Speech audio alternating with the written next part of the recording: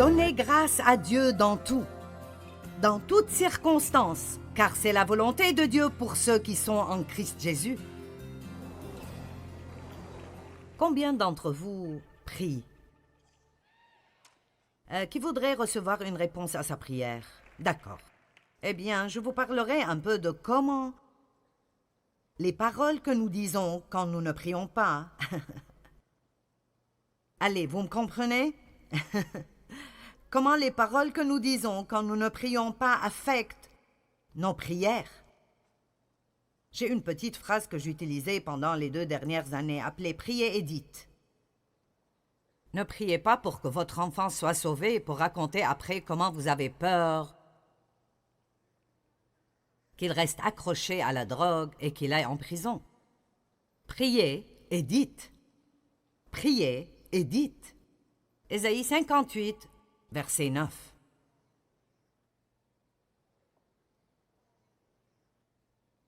Peut-être que certains d'entre vous qui ont entendu que j'allais enseigner à propos des paroles ce soir, vous avez pensé « Oh, je n'ai pas besoin de cela, je n'irai pas. »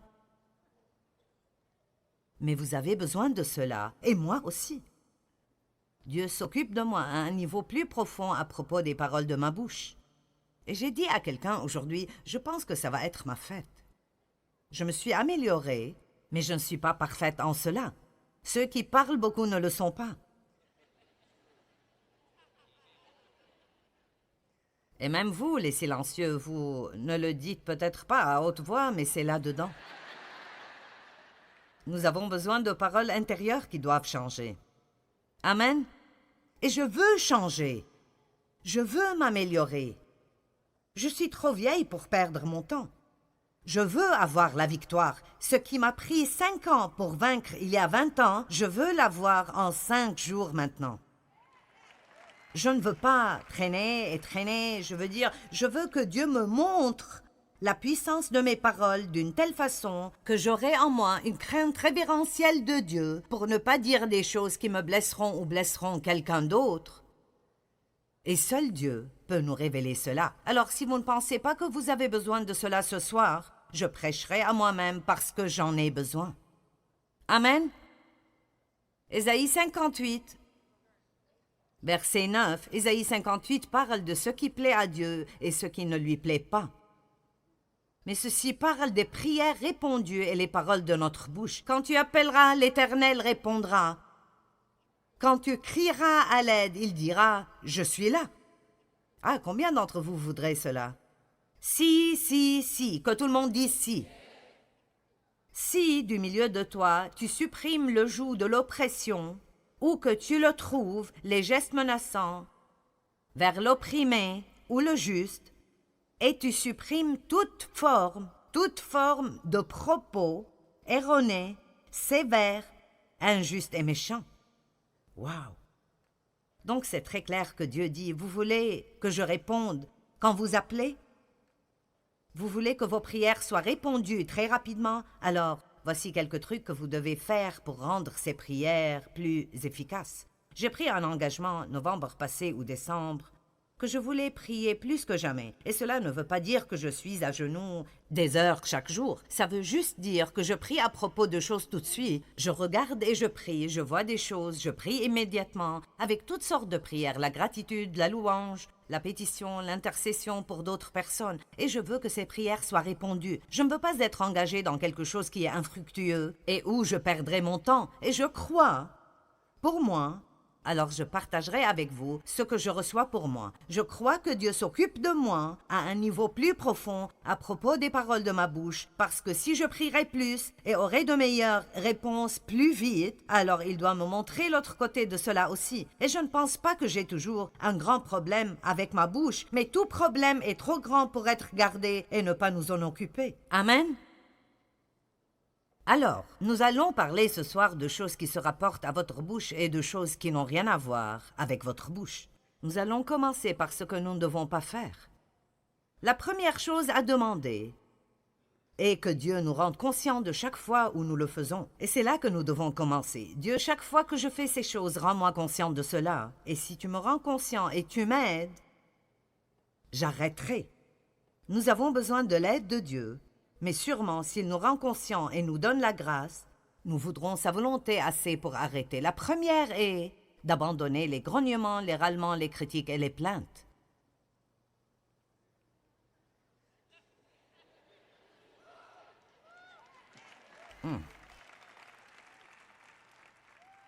Vous ne pouvez plus vous plaindre à propos de votre travail, ni à propos de votre patron, ni à propos de votre vieille voiture, votre maison minuscule ou quoi que ce soit que vous n'aimez pas, d'accord? Ce mari pour lequel vous avez cru Dieu, ces enfants pour lesquels vous avez prié. Les Israélites ont marché dans le désert pendant 40 ans pour faire un trajet de 11 jours. C'est triste. Et l'une des plus grandes raisons est qu'ils n'arrêtaient jamais de se plaindre. Quand ils auraient dû remercier, ils ont grogné. Quand ils auraient dû se rappeler et prophétiser les promesses de Dieu, ils grognaient et se plaignaient. Ils râlaient à propos de Moïse, ils râlaient à propos de Dieu, ils râlaient à propos de leur manne miraculeuse qui tombait du ciel. Sûrement qu'ils râlaient à propos de la nuée et de la colonne de feu aussi. Ils grognaient à propos d'absolument tout. Lisons ces versets pour que vous sachiez que je dis la vérité. Exode 15, 24. Est-ce que quelqu'un d'entre vous grogne parfois? Écoutez-moi, les femmes savent bien marmonner. Maintenant, je ne dispense pas les hommes, mais nous avons ceci entre nos dents. Je pense maintenant à quand Dieu s'occupait de moi il y a des années, si fortement à propos d'être une épouse soumise. Et cela a été difficile pour moi parce que j'ai été abusée et je m'étais juste fait beaucoup de promesses. Aucun homme ne me dira jamais quoi faire de nouveau. Et alors, vous faites des vœux comme ça pendant une longue période de temps et puis vous avez des difficultés à être soumise à quoi que ce soit avant d'avoir une révélation à ce propos. Donc je me souviens que Dave n'était pas d'accord avec moi à propos de quelque chose et il voulait faire quelque chose d'autre. Et je disais « D'accord ». Puis je partais « Oui chérie, c'est toujours toi. Tu dois toujours avoir ce que tu veux. Non. » Maintenant, je sais que personne d'entre vous ne fait ça. Je vous dis juste comment j'étais. Mais vous savez, où votre patron vous dit quelque chose et vous souriez, et puis vous partez « C'est abruti, tout ce qu'il fait toujours est... » Ou même pire encore, vous allez du râlement au commérage tout carrément. Prenons ceci à un niveau plus élevé. J'en suis plus folle chaque minute. J'aime mon message ce soir, je ne sais pas pour vous, mais je l'aime bien.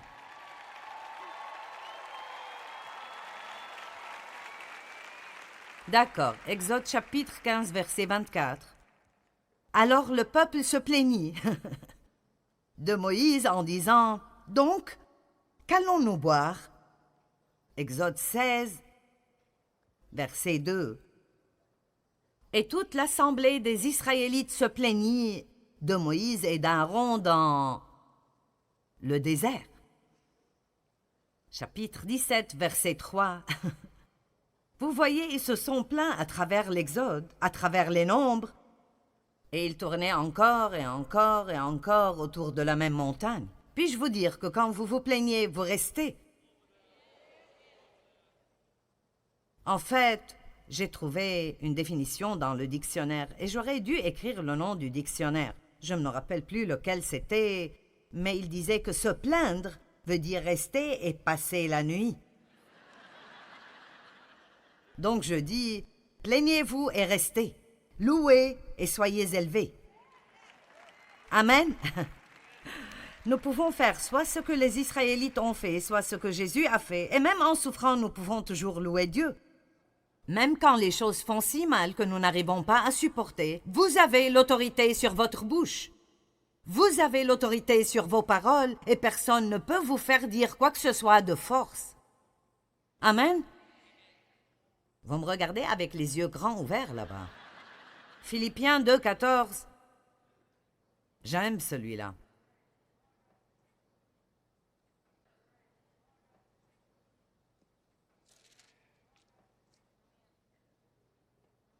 C'est drôle, parfois je vous dirais juste, ouvrez à Philippiens 2, 14 et lisez-le en silence. Je n'ai pas besoin d'attendre très longtemps. Et c'est comme... Faites toutes choses. Toutes choses. Oh, mon Dieu. Je ne peux pas me plaindre quand je nettoie la maison. Je ne peux pas me plaindre quand je conduis dans l'embouteillage. Je ne peux pas me plaindre à propos des prix élevés. Je ne peux pas me plaindre à propos du gouvernement.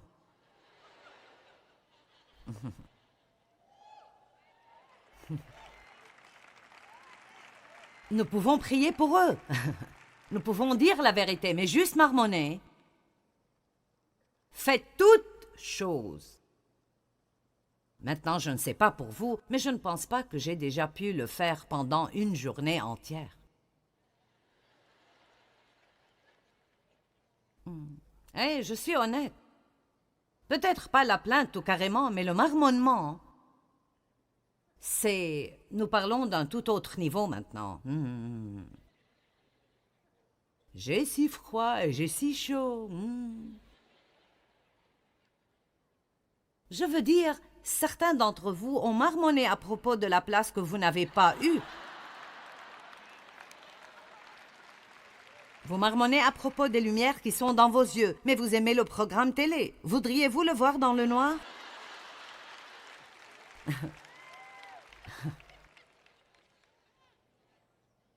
Vous savez, nous sommes accros au confort. Juste absolument, dans notre société, nous sommes accros au confort. Je veux dire, je pourrais aller en Inde et les gens marcheraient pendant des jours, et je n'exagère pas, des jours, pour venir à une conférence. Ils s'assoiraient dans un champ en plein air. Ils s'assoiraient là, et je ne sais pas comment ils font cela, mais ils s'assoiraient toute la journée et n'iraient même pas à la salle de bain. Et je dis, je ne sais pas quel genre de vessie vous avez, mais j'ai besoin d'une pause.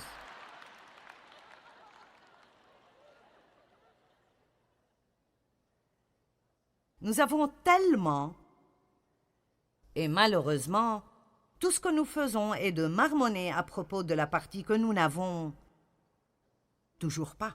Mais cela peut changer. Ça peut changer rapidement, ça peut changer radicalement, et nous pouvons prendre la décision ce soir.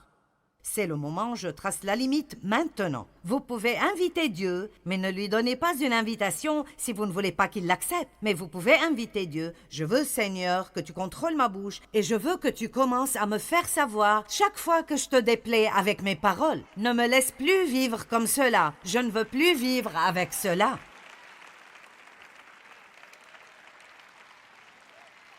J'ai étudié ce sujet jusqu'à avoir des crampes au visage. Et j'ai toujours besoin de l'étudier. Dave n'a pas autant de problèmes que moi parce qu'il est plus silencieux. Je veux dire, tout le temps que j'ai été mariée avec Dave, et je n'exagère pas, je l'ai entendu dire peut-être 3 fois qu'il n'aimait pas quelqu'un. Je veux dire, j'ai eu 50 ans avant de trouver 3 personnes que j'aimais.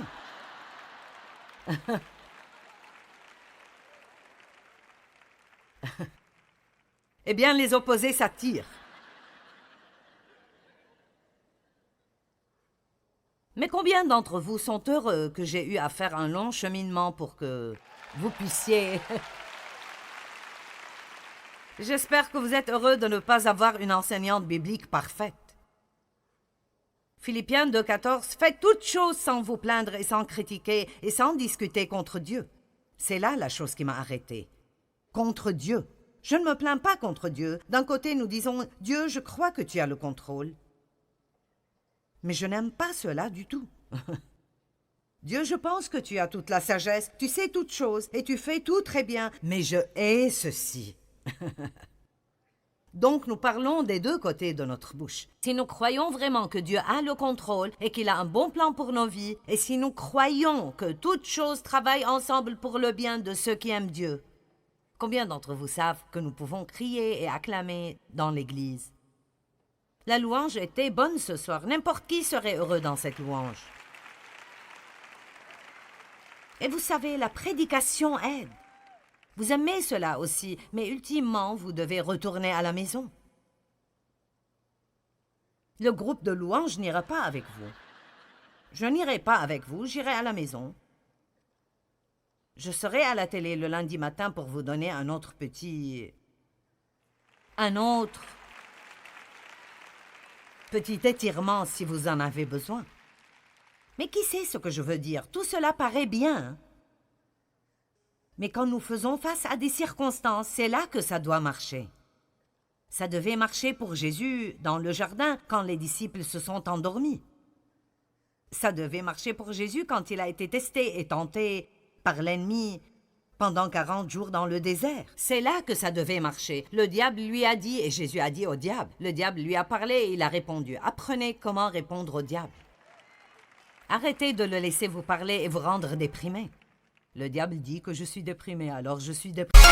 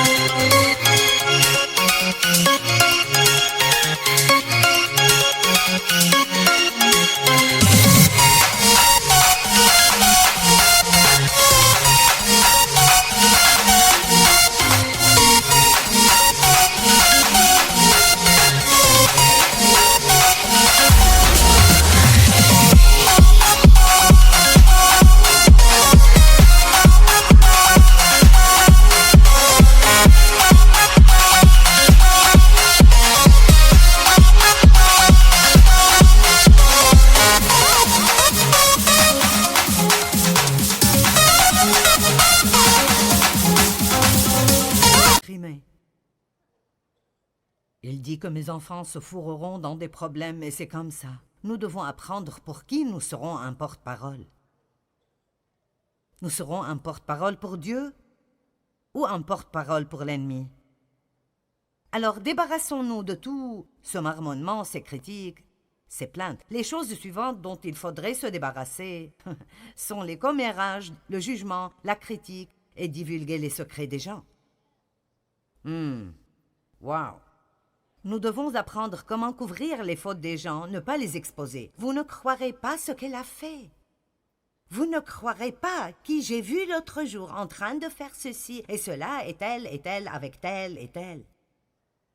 Pourquoi est-ce que nous aimons ce genre de choses?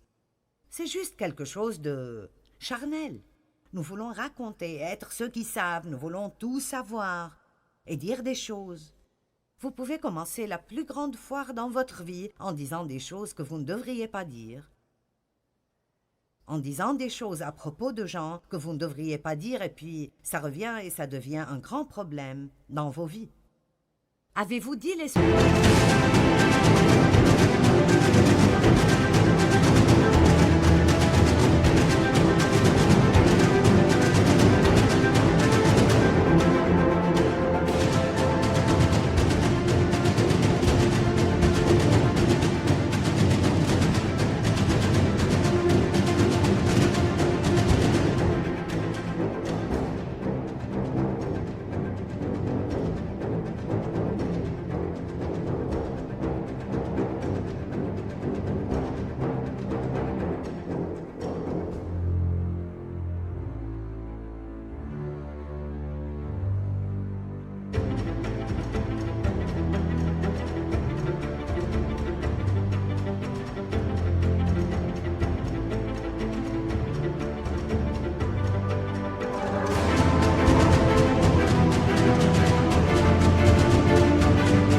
de quelqu'un et puis ils ont découvert que vous avez dit leur secret?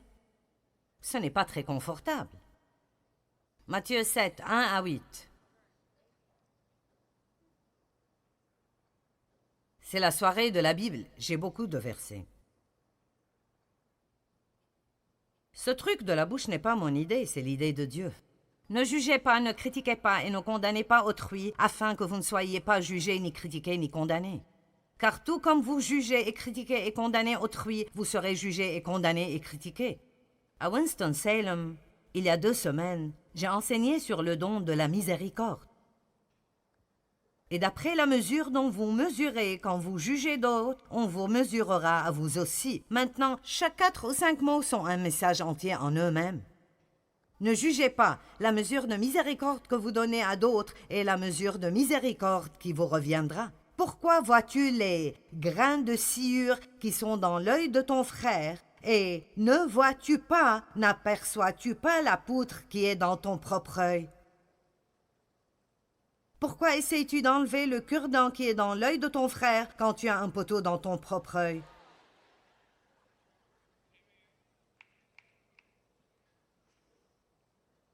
Jésus a dit que celui d'entre vous qui n'a jamais commis de péché lance la première pierre. La meilleure façon que je connaisse, la seule façon correcte dont nous devons juger quelqu'un d'autre. Maintenant, je ne parle pas de juger le péché. Nous devons savoir ce que le péché est et nous devons pouvoir juger ce péché, mais nous ne devons pas juger les pécheurs. Il y a une différence. Eh bien, je ne ferai jamais cela. Faites très attention. Je ferais très attention si j'étais vous. Je l'ai dit et j'ai dû ravaler mes mots aussi. Combien d'entre vous comprennent d'où je viens? Et je ne parle pas de s'occuper de choses d'une manière divine. Je ne parle pas de cligner les yeux au péché et regarder par-dessus les méfaits. Je ne parle pas de ça. Je parle de ce que je crois être une attitude haineuse envers les gens. Je crois que ce jugement dont il parle est une attitude envers les gens qui jugent. Comment peux-tu faire cela? Je ne peux pas croire que tu as fait cela. Nous savons ce qu'ils ont fait, mais seul Dieu sait pourquoi ils l'ont fait.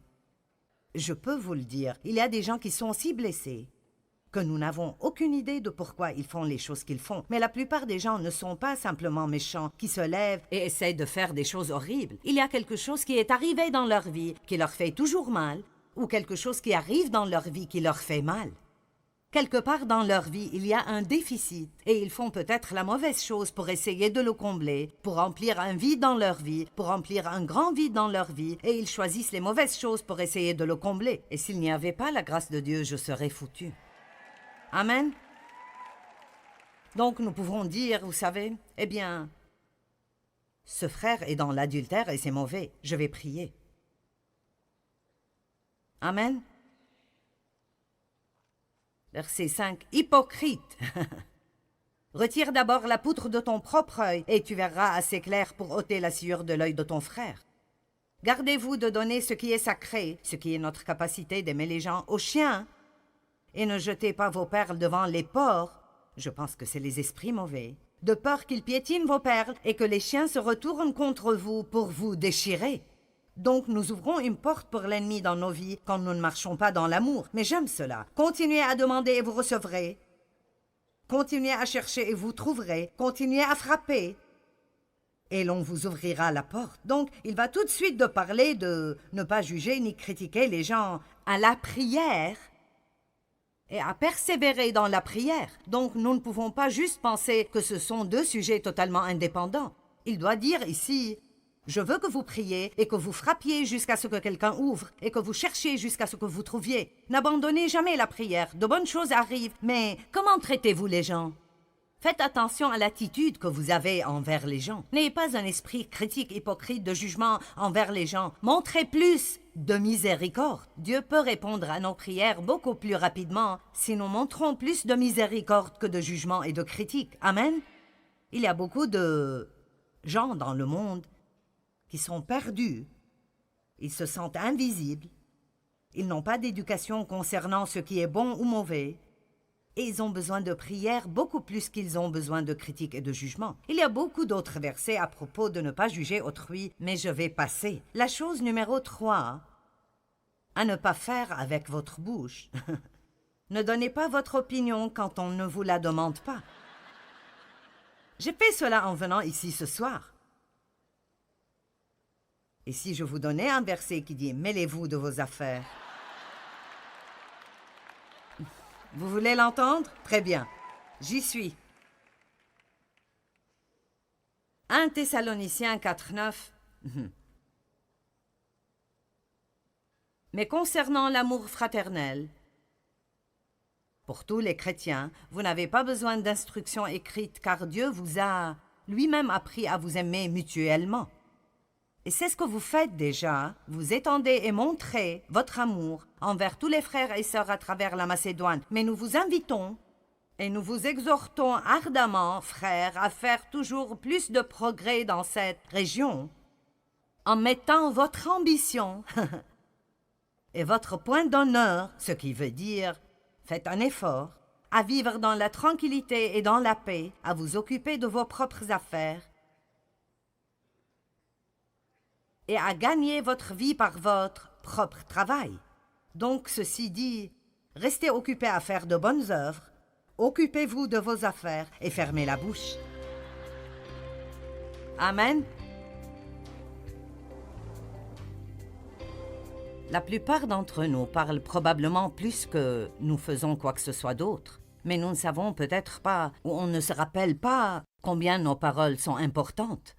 Nous pouvons dire des paroles de marmonnement et de plainte, et ça fera que tout le monde autour de nous se sente mal, et ça nous fera nous sentir mal, et ça ouvrira la porte pour que le diable travaille dans nos vies. Ou nous pouvons ouvrir nos bouches et être reconnaissants. Il y a tellement de choses pour lesquelles nous sommes reconnaissants, et je crois que cela libère la puissance de Dieu dans nos vies. Utilisez votre bouche pour quelque chose qui sera bien pour vous et pour tout le monde autour de vous.